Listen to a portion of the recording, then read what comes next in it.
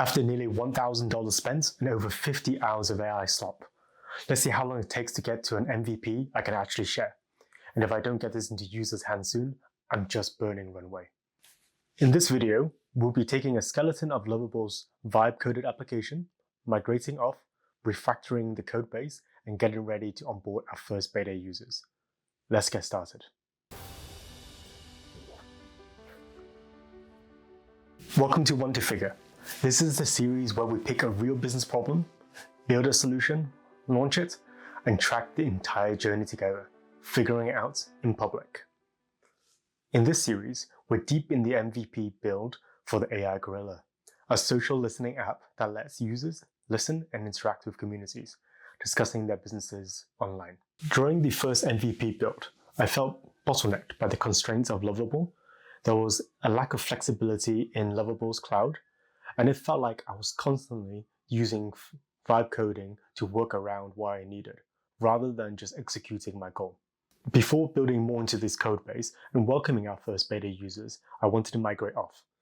This will grant me better version control, local dev with staging and prod, and cost management with scalability in mind. Ultimately, moving away from ease of use to gain more control over the build process.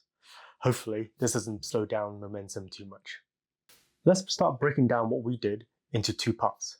One, migrating from Lovable to my own infrastructure, and second, refactoring and adding new features to the AI Gorilla. During the migration, I separated hosting for the front end and the back end, as well as the services of the application which relies on to function. For the front end, I picked Cloudflare. It offers a fantastic free tier for pages, super fast global performance, built-in security, and a wide range of integrations. Setup took minutes, simply connected my GitHub repo, and it was live. This was actually my first time using Cloudflare pages, and I must say I was super impressed by how straightforward the tooling is, while still being incredibly flexible in configuration options. For the backend, since Lovable's application was already hosted through Supabase, I decided to keep it on Supabase, but in my own environment. Unfortunately, this migration was much more of a headache than I expected. I expected a fairly simple migration that would allow me to dump the database's configurations, policies, and restore all through the Supabase CLI.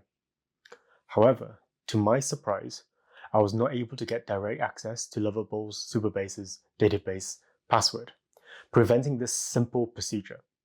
Even when I reached out to Lovable support, all that was possible was exporting the CSV of each table.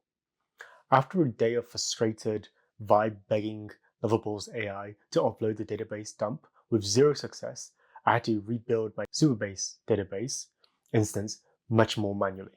But at least now I'm finally able to control my own keys. For the rest of the services within AI Gorilla, it was a simple half day of work reconnecting email APIs with Resend, LLM tools for relevancy score and sentiment analysis with OpenAI, payments and billing with Stripe, user authentication services within Supabase, and the social media's API keys. Overall, about a day and a half to fully migrate into a single environment. Then another day and a half splitting into local dev, staging, and prod. It felt like a massive relief to be back on familiar grounds and off Lovable. Looking forward, I also wanted to start building with better practices. To refactor and begin adding new features, I decided to run the AI Gorilla's release through a simple structured pipeline, broken down into 5 stages. Stage 1, plan. 2, code. 3, build. 4, test and security. And 5, release and deploy. I'll run through each of these now with you.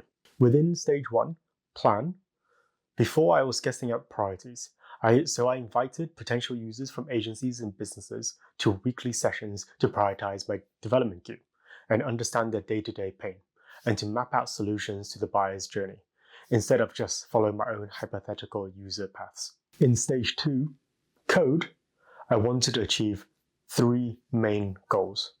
1, successfully move the primary development out of Lovable before I felt boxed in, and after the move, I could use all the standard tools to debug, test, and develop. The migration was super simple, turning on the GitHub integration within Lovable and pulling. 2, the ability to choose my own LLM agents. Before, I had one model and one workflow.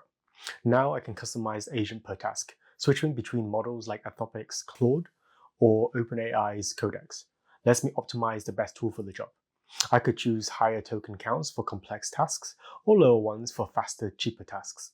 Ultimately, I chose Codex as my primary driver because the autonomy felt best for execution.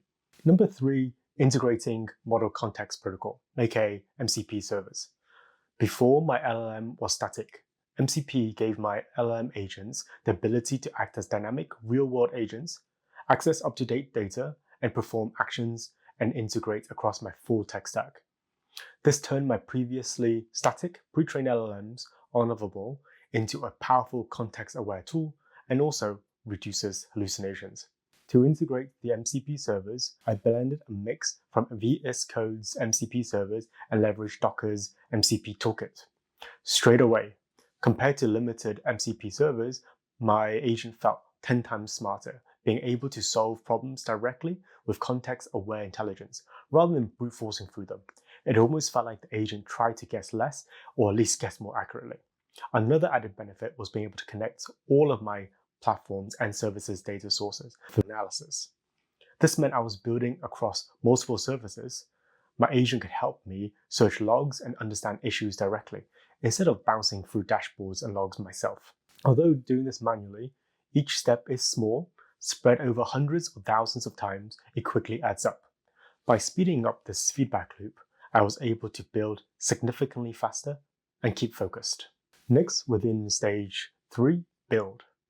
Before, builds were fairly manual and slow. I wanted least effort and maximum return.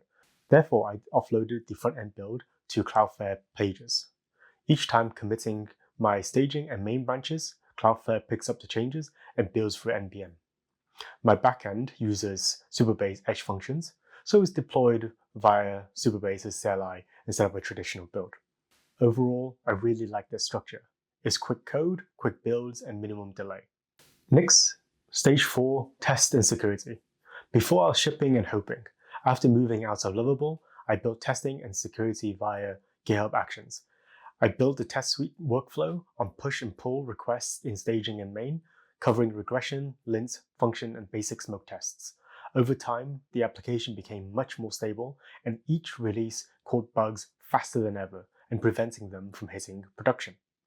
I also mirrored a security scan workflow on pushes and PRs to staging and main, plus a daily cron to check the environment. This checked against vulnerabilities across the code, the infrastructure on both the front and the back end, and policies across Supabase. This still let me develop quickly while keeping security guardrails in place. Last but not least, stage 5, release and deploy. Before, releases were fragile. Now, as mentioned in build, the front-end releases uses Cloudflare pages on each stage and main release, while the backend is deployed via Supabase's GitHub Actions.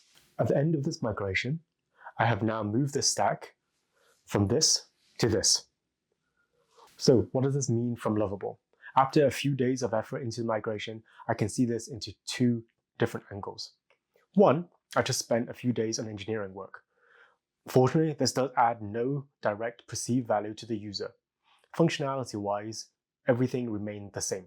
The second angle, 2, the CI/CD pipeline and the DevSecOps practices make delivery feel safer and more reliable.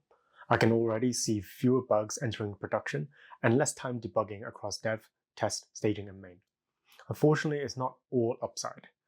By migrating off Lovable, I can feel the increasing complexity starting to build. It's not unmanageable, but I slip into an over-engineering mindset easily now. It becomes easier and easier to build for the sake of building, rather than towards a specific goal to measure and learn against. Furthermore, as these self-imposed checks and balances have been integrated, the general speed of release has gotten slower, releasing fewer features and fewer fixing of bugs. So, what did I actually learn from this process? Ultimately, when to stop. I built a few too many quality of life features rather than value-added ones. This meant I had to build, migrate, and maintain more of these features before I can even talk to users about whether they're needed. I think a wise thing next time would have been focusing purely on building the functionalities for discovering the mentions and working with users to determine if this is something that either helps them save time, increase their revenue, or helps manage their reputational risk. effectively does it save money, make money, or reduce risk? I think a lot of these can only be done by working closer with the potential users every step of the way during this MVP process. Okay, let's now do a little tally on the cost, efforts, and our own progress. Previously, we have spent $907.96 with a combined effort of 63 hours working on AI Gorilla, while making zero revenue. This migration likely ends up saving my costs. I'm no longer requiring to use Lovable. My front end is being free hosted within Cloudflare pages, and my back end is still on the free tier with Supabase. However, I have subscribed to OpenAI's Pro service at $239.46, including VAT for Codex as my primary LM agent. It's not too bad for me, as I'm able to use OpenAI's LMs across multiple users to streamline my work. From time and effort perspective, this took about 2 days of migration, taking 16 hours in total, although this did include some minor features and updates in between. This brings a total of $1,147.42 and 79 hours of work. Again, we're still currently making $0, putting us quite in the red. Hopefully, by the next episode, we can start getting some of our first users. Otherwise, I'm going to be burning an unrecoverable hole in my wallet. To stop me going more broke than I am now, next week's episode will be focusing on validating the MVP, splitting into 2 parts. 1, validating whether the users can use AI Gorilla to help them increase revenue, decrease cost, or reduce risk. And 2, testing out different marketing channels, whether that's through advertisement, partners, direct outbound, word of mouth, or events. We need to see what ultimately sticks. And that's the episode. We haven't quite hit the side hustle's dream of zero work and generating thousands of revenue, but I'm having a lot of fun. If you have any ideas how I can improve this whole process, or want to share your own learnings, please do leave a comment below. Until next time, thank you for watching.